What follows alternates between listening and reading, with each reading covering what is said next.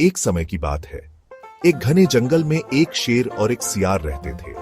शेर जंगल का राजा था, उसकी ताकत और गर्व सबको मालूम था। वहीं सियार, जो काफी चालाक था, हमेशा शेर के आसपास घूमता रहता था। वह जानता था कि शेर के पास ताकत है, लेकिन उसकी चालाकी से वह कभी-कभी शेर को अपनी बातों में फंसा लिया करता था। एक दिन शेर भूखा था और शिकार की तलाश में जंगल में घूम रहा था। अचानक उसकी नजर एक सियार पर पड़ी। सियार जानता था कि अगर शेर ने उसे देख लिया तो वह उसे मार डालेगा, इसलिए उसने तुरंत एक तरकीब सोची।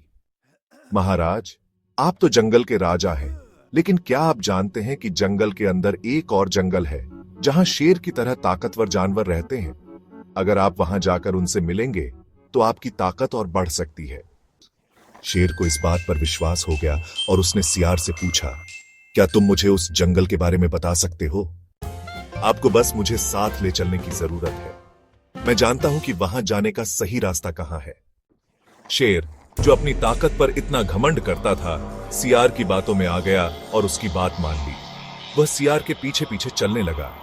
सियार ने उसे जंगल में एक गहरे गड्ढे के पास लाकर कहा, महाराज, उस गड्ढे के अंदर एक और शेर छिपा हुआ है, वह आपको देखकर डर जाएगा।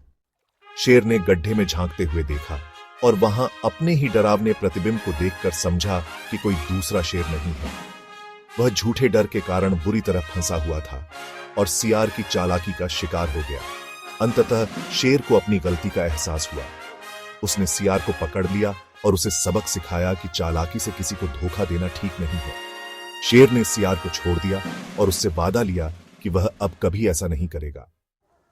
इस कहानी से हमें यह सीखने को मिलता है कि घमंड और जल्दबाजी में लिए गए फैसले कभी-कभी नुकसानदेह हो सकते हैं और किसी की चालाकी से बचने के लिए हमें होशियारी से काम लेना चाहिए।